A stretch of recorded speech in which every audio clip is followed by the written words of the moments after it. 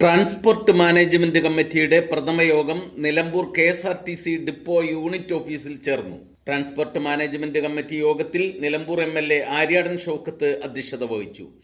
നിലമ്പൂരിന്റെ അതിർത്തി പ്രദേശങ്ങളായ നെല്ലിക്കുത്ത്, നെടുങ്കയം, മുണ്ടേരി എന്നിവിടങ്ങളിൽ നിന്ന് കോഴിക്കോട് മെഡിക്കൽ കോളേജിലേക്ക് അടിയന്തരമായി ട്രാൻസ്പോർട്ട് ബസ് സർവീസ് ആരംഭിക്കാനുള്ള നടപടികൾ സ്വീകരിക്കുമെന്നും നിലമ്പൂർ ഡിപ്പോയിൽ നേരത്തെ ഉണ്ടായിരുന്ന 52 സർവീസുകൾ 32ആയി കുറഞ്ഞതിന്റെ കാരണങ്ങൾ പഠിച്ച് പരിഹരിക്കുമെന്നും സർവീസ് ഓപ്പറേറ്റ് ചെയ്യുന്നതിന് ജീവനക്കാരുടെ കുറവുണ്ടെങ്കിൽ അടിയന്തര ക്രമീകരണങ്ങൾ ചെയ്യുമെന്നും അദ്ദേഹം യോഗത്തിൽ അറിയിച്ചു.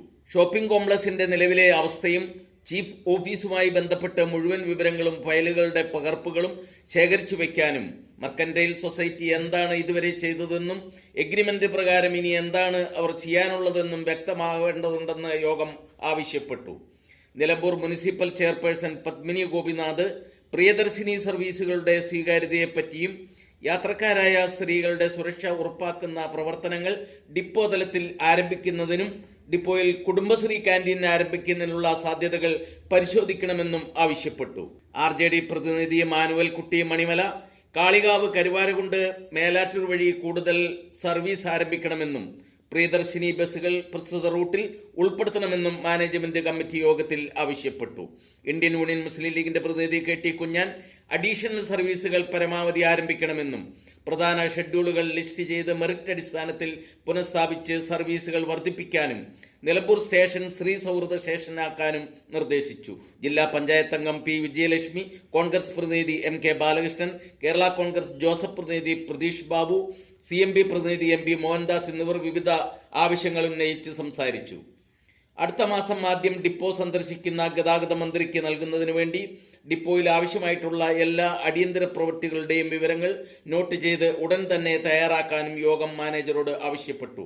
താൽക്കാലിക ജീവനക്കാരെ ആവശ്യപ്പെട്ടുകൊണ്ട് ഗതാഗത മന്ത്രിക്ക് റിപ്പോർട്ട് നൽകിയിട്ടുണ്ടെന്നും 8/8/2026 ഗതാഗത മന്ത്രി നിലമ്പൂരിൽ വരുമെന്ന് അറിയിപ്പ് ലഭിച്ചിട്ടുണ്ടെന്നും അന്നേ ദിവസം ഡിപ്പോയിലെ നിലവിലെ സ്ഥിതിഗതികൾ മന്ത്രിയെ നേരിട്ട് അറിയിക്കുമെന്നും യൂണിറ്റ് ഓഫീസർ VS ബിനു വ്യക്തമാക്കി. ഈ വികസന കാര്യങ്ങളെ കുറിച്ച് ഇപ്പൊ നമ്മൾ ചർച്ച ചെയ്തിട്ട് കാര്യം അത് അതിന്റെ യഥാർത്ഥമായ രേഖ കിട്ടിയിട്ടുള്ളതിനെ മീറ്റിംഗ് വിളിച്ച് നമുക്ക് കാര്യങ്ങൾ ചർച്ച ചെയ്യും. അതിനിപ്പോ ചീഫ് ഓഫീസർ ആണെങ്കിൽ എല്ലാ രേഖയും അവിടെയാണ്. ട്രിവാൻഡ്രത്ത് തന്നെ നമുക്ക് മീറ്റിംഗ് വിളിക്കേണ്ടി അത് നമുക്ക് അറിയിക്കാം. അതാണ് ചെയ്തിട്ട് എന്റെ രേഖകൾ എടുക്കാൻ. പക്ഷെ നിങ്ങൾ രേഖകൾ ഈ കമ്മിറ്റിയിലേക്ക് കൊണ്ടുവരണം. അതിനാണ് ഈ കമ്മിറ്റി കാര്യം, അതായത് കമ്മിറ്റിയിൽ കൊണ്ടുവരുന്നത് അത് നിങ്ങൾ കൊണ്ടുവരാനുള്ള രേഖകൾ. പിന്നെ രണ്ടാമത്തത് നമുക്ക് നിലവിലുള്ള സർവീസുകളുടെ അവസ്ഥ 52 സർവീസുകൾ ഉണ്ടായിരുന്നു. അതിപ്പോ കേവലം 35. അത് വർദ്ധിപ്പിക്കണം, മറ്റെന്താപേക്ഷിതമായ കാര്യങ്ങൾ. അപ്പൊ അതുകൊണ്ട് അതിനാവശ്യമില്ല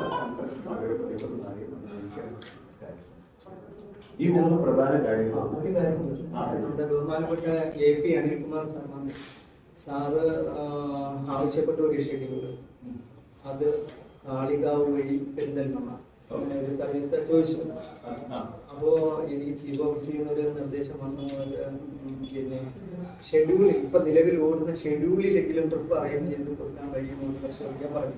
ഞാൻ പരമാവധി നോക്കി, പക്ഷേ എല്ലാം ആക്റ്റീവായിട്ടുള്ള ട്രിപ്പാണ്. ഞാനിപ്പോ